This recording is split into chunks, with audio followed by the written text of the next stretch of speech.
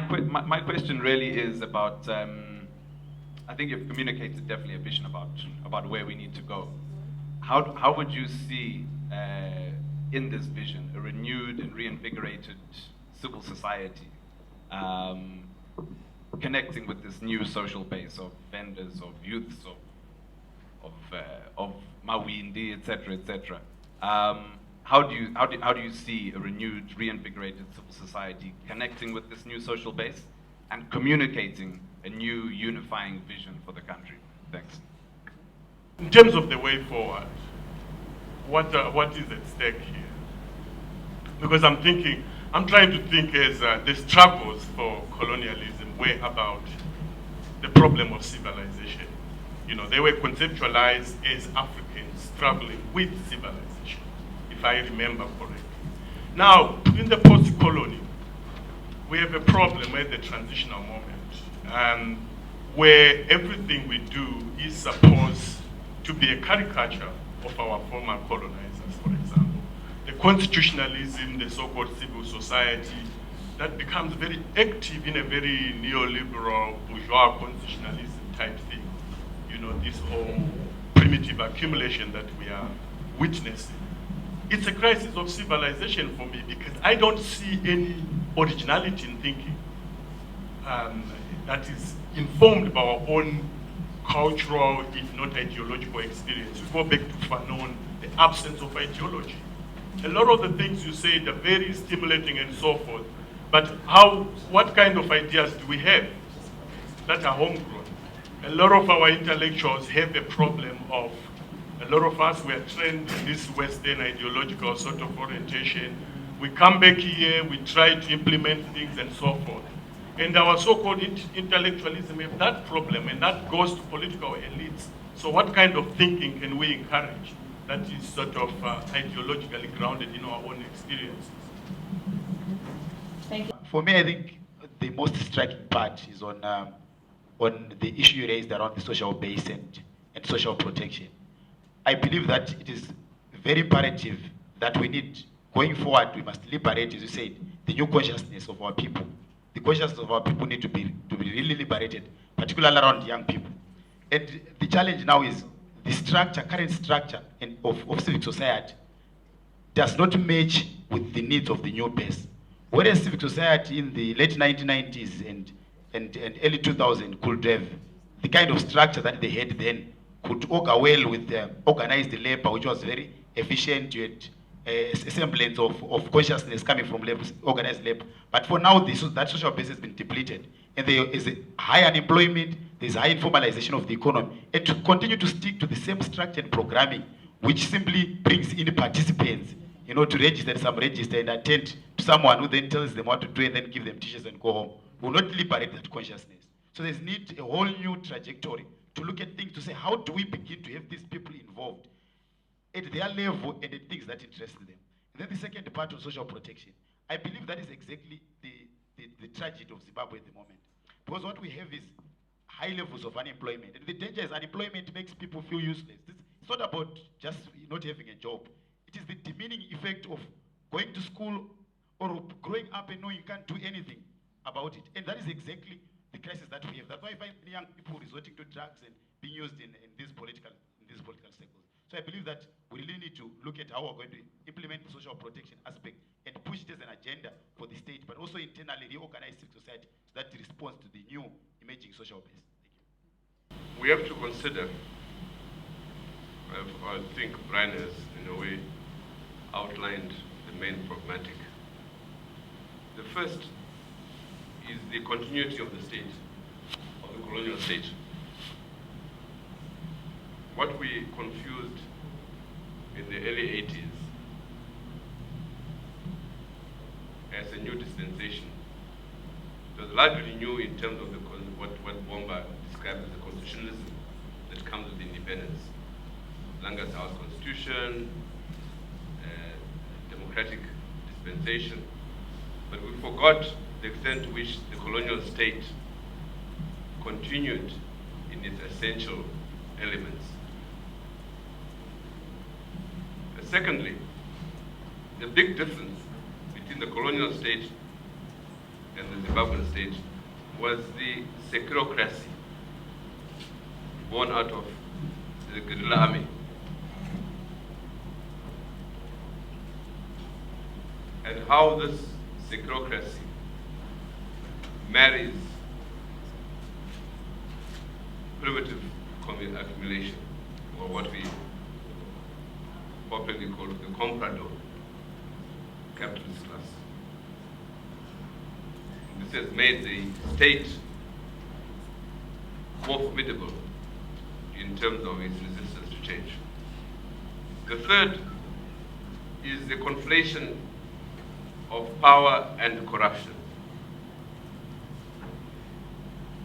For corruption, read primitive accumulation if you wish.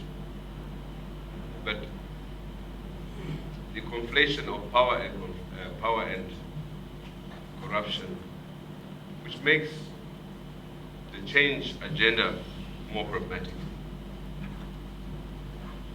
And therefore, in seeking change in the history of the post-colonial state, change appears to take place only at the level of an elite fallout,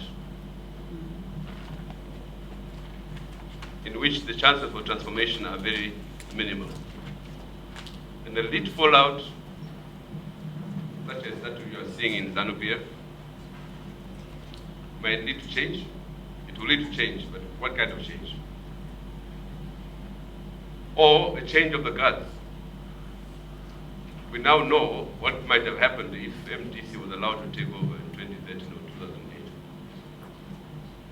It was unlikely to be any change from what we knew before. So, it appears to me the state is, as we know it, is at once defines the parameters of change and even the parameters of history, maybe. So we need to define the agency of change given this dilemma that we have. If we don't, I think we get very confused and become almost romantic in our analysis. Thank you. I just have a short question to Brian. One of the major problems we faced within the struggle for transformation in Zimbabwe relates to the divide between rural and urban struggles.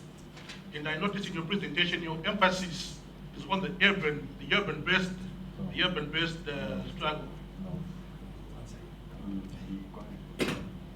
Or maybe I didn't get. Go ahead with your question. Okay. I didn't get your question.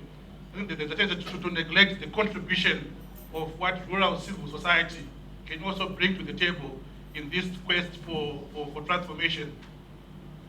Over the last 15 years, there's been a huge demographic shift to the countryside. Shop-based people are talking about. There's a large shift of people from the urban to the countryside as a result of the shrinkage of the jobs within the urban. There's a big shift, a big movement. So what are we saying about the contribution that this new base of people who are now based in the countryside are going to contribute to this quest for transformation? Thanks. My main point is that social transformation requires an understanding of the state on the one hand, and the Igbo has just captured that. But also it requires an understanding of various class interests within that state. Right? So we don't have a simplistic ZANU-PF, MDC, and so on and so forth, because the class interests straddle. The third, it requires an understanding of the social base of transformation.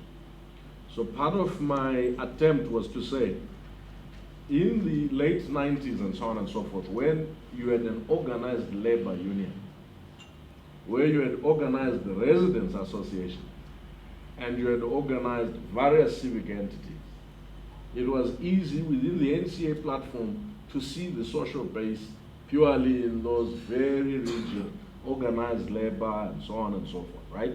Because that's where you went to energize the broad mass. Labor would reach out, the church would reach out. We are in a new moment, so this is what I'm suggesting. In that new moment, we've learned certain things. the type of organizing you do in a rural area is not the same as organizing that you do in Mount Pleasant.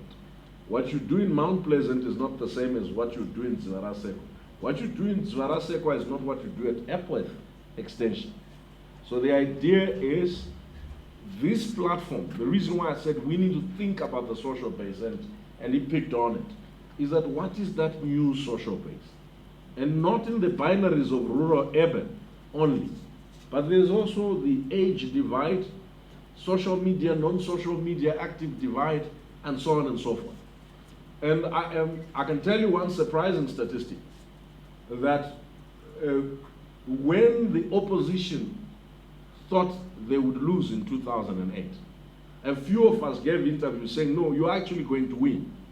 You know why? Because I've been in Guru, where there was no real active organizing happening from the opposition, and met people who were saying, we are tired. They were organizing themselves. I don't know if I'm making sense, into some defense unit. So my sense is, if civil society wants to be relevant in this new moment, is this ability to ask the question, have we analyzed the nature of the state at the moment? And I only adverted to one element, which was two small elements that perhaps we've not sufficiently analyzed, except a few people in the room. The economic embeddedness of the securocrats. Right? I'm not talking about them being at Zesini, at ZEC and so on and so forth. I'm talking about their economic embeddedness through different vehicles. And I'm suggesting, and Ibo has kindly explained it a little in a nice nuanced way, that until you understand this, you chase shadows. But I also say the bureaucratic elite, you know, the spate between Charamba and what's his name, Jonathan, is not an isolated standoff. When MDC folk came into government, the standoff between the permanent secretary and the MDC ministers was recorded in various ministries. So I started asking myself, have we understood the entrenched bureaucratic elite, which is also partly politicized, but which has, because of corruption and other vices, built extensive reach into the economy, not just the classic political space. And that struggle allows us to link the district administrator and the land officer in Mandikaland or in Mashonaland West or wherever with the bureaucrat, we are called former bureaucrat, who's now the land baron. Because if you deal with the land baron as a standalone entity, you won't understand the class alliances that are informing the cannibalization of both the economy and the state. So to that extent, comrade, we agreed that the rural population in 2008, the difference in the MDC vote, and I hope MDC people are here, I've been trying to tell them for many years now, MDC urban vote has declined by over 35% since 2000. It may be because people went to the diaspora and so on and so forth, right? But the rural vote increased in 2008. So they won more rural voters in that election. And it is a question, who was organizing the rural voters? So the struggle going on for survival, for livelihood, for better services in the rural end, and the struggles around inclusion and exclusion in the land reform program, and so on and so forth, have become the new galvanizing platforms for social struggle, where we are. And I don't know sufficiently, because there are experts here in this room. Mine was simply to touch on these issues and then say, let's analyze. Comrade, I am very sympathetic to the use of indigenous methods, but can I propose something which does not detract from that? You know, Mamdani deals with this in his interesting book on decentralized despotism, citizen and subject. But can I, and it's treated in many texts by Chebuno, Snyder, and many others. But can I suggest something to you, that perhaps where we sit, we have three potential approaches to ideation and ideology. If I asked you ideologically where you sit, you might say you are a socialist, or you are a Marxist, you are a communist. And if the minute we say that, someone might jump here and say that's Marx was not born in Zvarasekwa, so it's European, and therefore you hold her. So the point, a small point, The small point is that we have three potential approaches. The one is indigenization, which is our own knowledge base, as you rightly say.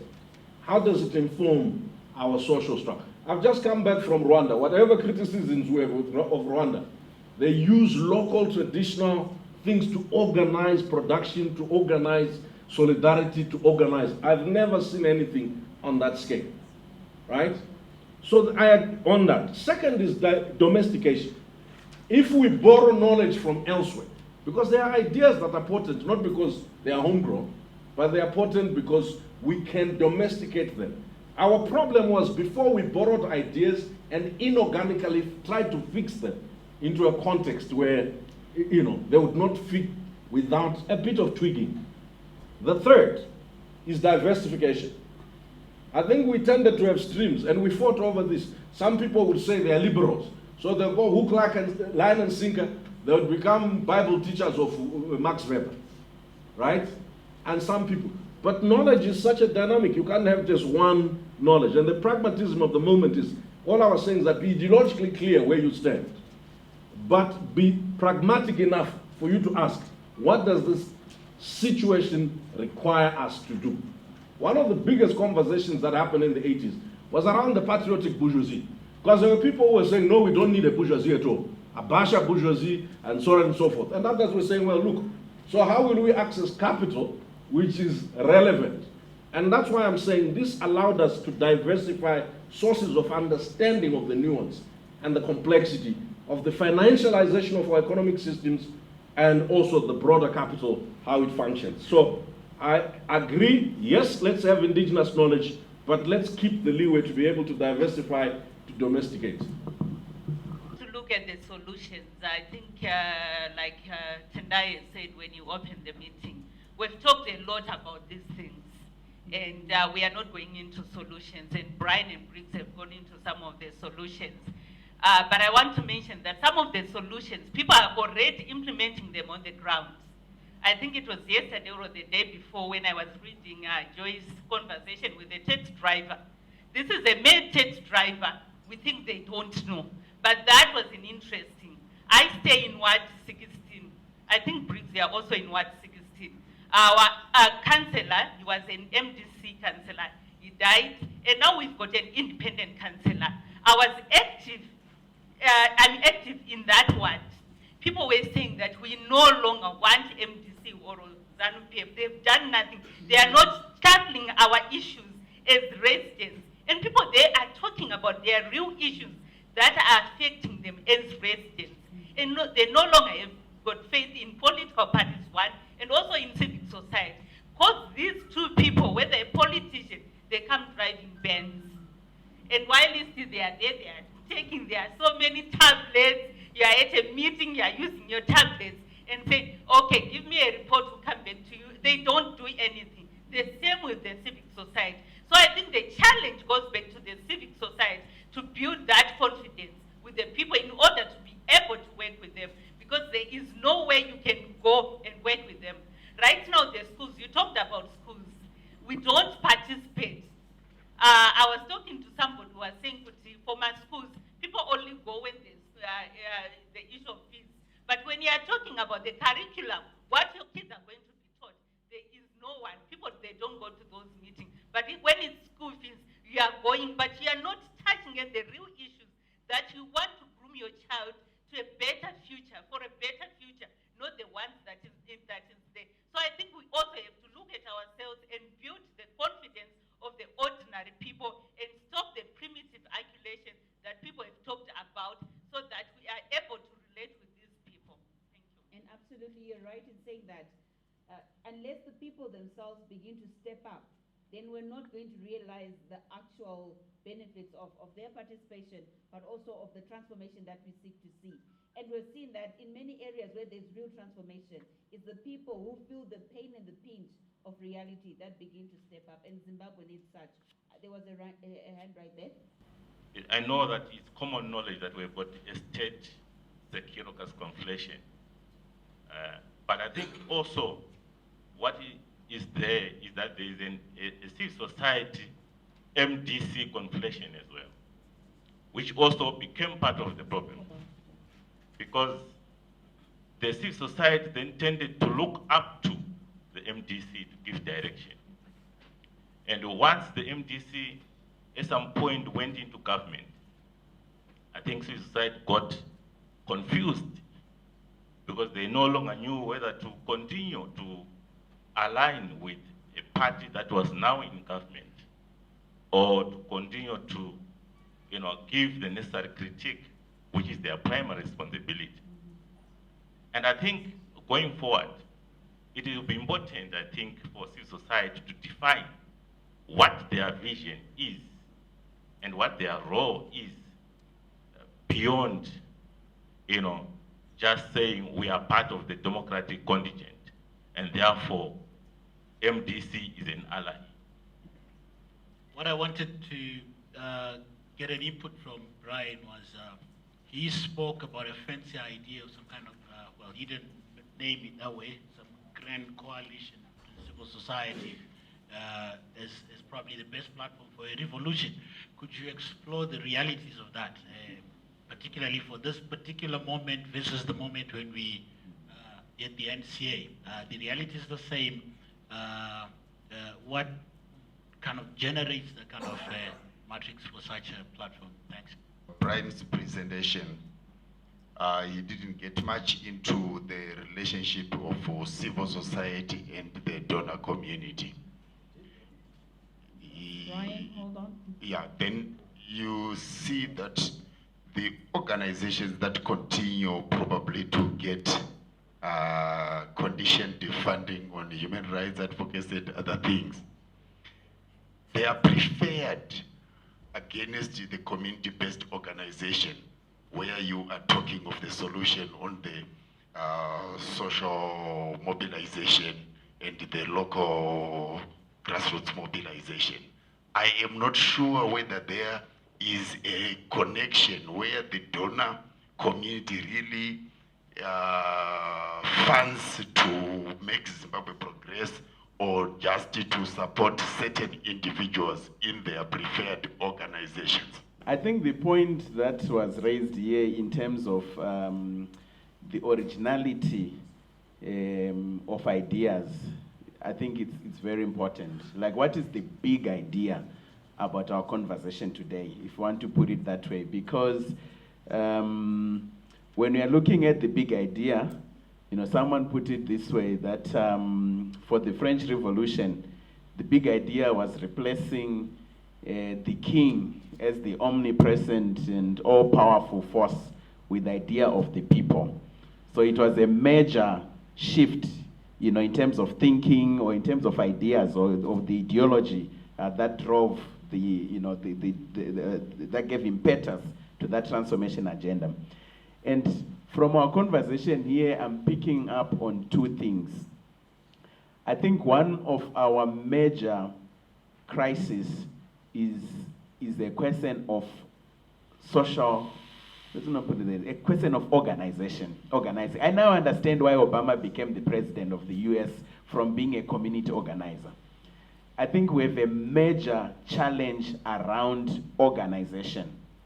And because what organization does is that you will have what the left traditionally has called the objective environment, where inflation, unemployment, poverty, all of these extremities, but you still do not see that translating into people actively moving towards a different reality.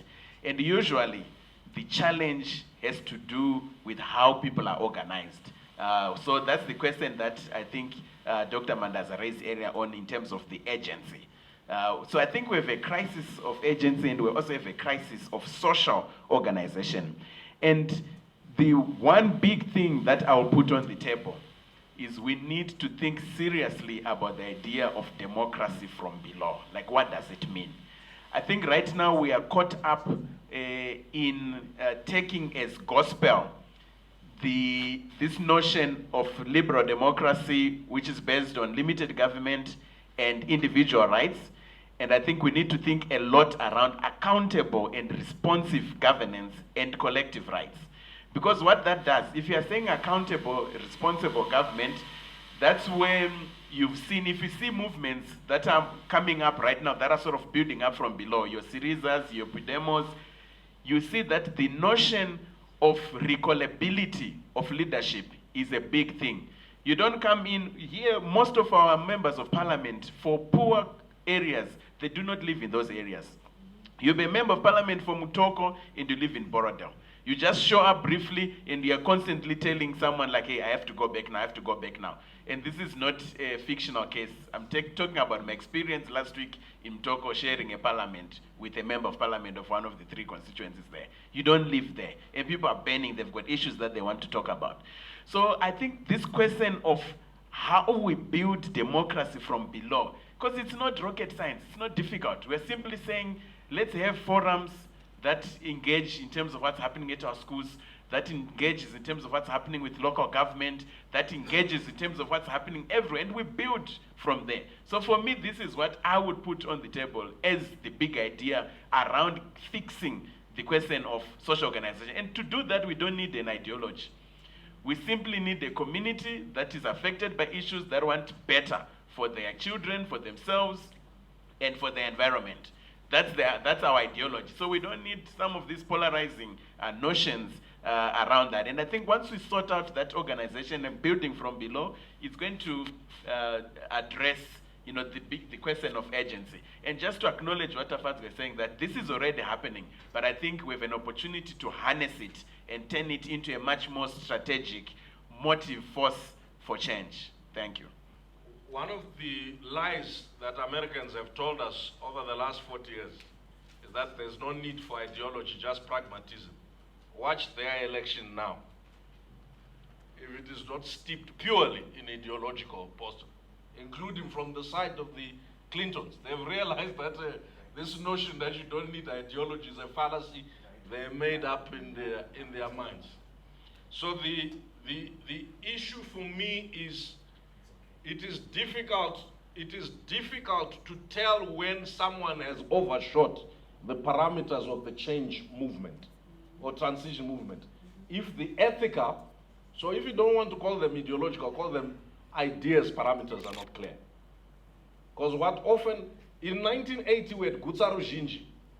Now we didn't know whether Gutsa Ruzhinji also meant you were part of Ruzhinji. So you as the leader, it's part of what? Gutsa Ruzhinji. And so it's clear, it is useful, I think that, and this is the challenge in civil society now, that the ethical parameters are unclear because we argue about all of them.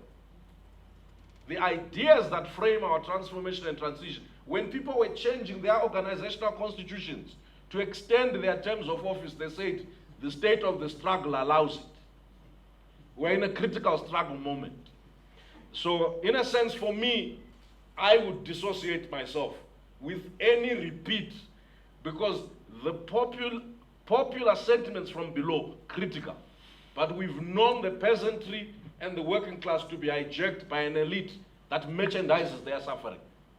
It captures their rhetoric, it captures their feeling. All it does, it's an entrepreneurial project to get to power. Once the masses see them as one close to them, then they hijack an institution and call it a political party. So now let's go to the Grand Coalition for CSOs.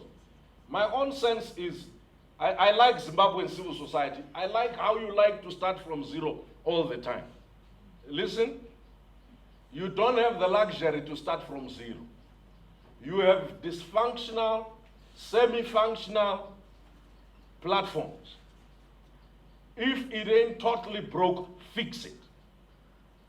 So what I am suggesting to you is, there was nothing wrong with the sort of organizing sensibilities that happened in NCA, in Crisis, and so on and so forth, in Harare residents and other residents associations. We did not set parameters for those who were part of the change. No one was monitoring the change agents. So they became rogue, right? So the issue I keep saying is, whilst we create new platforms, let's strengthen the existing ones, because continuity is a very important aspect of winning against a long-term project of operation. That's for me, because you can try and And what was wrong before is, I don't think there's anything wrong necessarily. You need two sets in revolution. The revolution from below, but a revolution from the middle as well. Because if the middle class are not part of, if they are not sufficiently discontented to want to take decisive action in partnership with those that are from below, the subaltern, then there's no revolution. Because the middle class becomes the buffer to the real bottom up.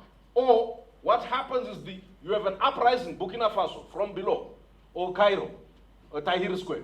And then the elite, and Igbo described them very well. When you have had your revolution the day after, because they are the more organized, they take over, and the revolution is still led by Sisi. Am I making sense? So the last thing I want to say, Madam Chair, is this, is that I think that there are three issues that for some reason you want me to talk about donors. I mentioned them, but I said to you, my biggest concern, whether it's revolution from below, from the side, from the middle, is how will you pay for it? If this meeting achieves nothing else, let's discuss how will we finance our appetite for transformation and change. If you are still going to go back to donors and proposal, we have a problem. That's why when I was talking about a civil society fund, I'm thinking this fund is not only supported by donors. And I'll challenge this meeting to think. Then the second thing, organizing. We need a nucleus of organizing that accounts for the organization happening at the lowest level, at the provincial level, and at the top level. Whether you are calling that a super civil society entity or whatever it is that you call it, all I'm saying to you is that intelligence is very important. Intelligence gathering. Information is very important. Solidarity is very important. And you need a nerve center that allows you to offer all. When we failed and our project didn't succeed, we set up lawyers for human rights, doctors for human rights. Those were ad hoc responses to violence against people.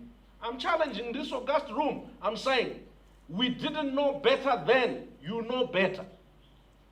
What is that better response mechanism? Because you know the state will be violent. Or parastate groups.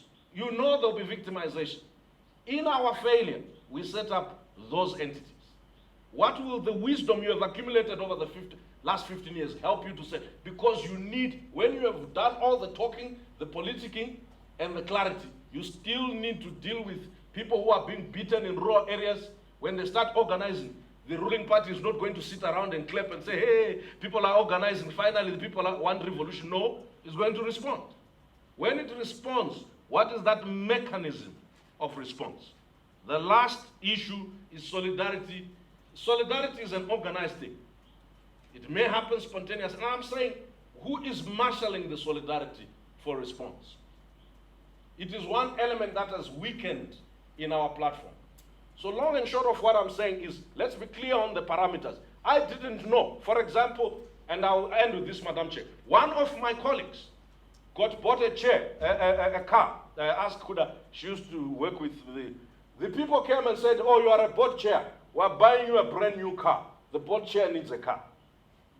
There were no parameters in civil society that said that couldn't happen. I had to take him to lunch at the Mikkels and say to him, my brother, if you don't lose that car, I'm going to push for your removal from that post. And he said, on what basis? This is the issue I have. Your experience may be different from mine, but we each start taking liberties because the parameters are not defined. Our unity cannot be sustained if our lifestyle discipline areas, because I don't want to be associated with thieves when I'm paying my way through.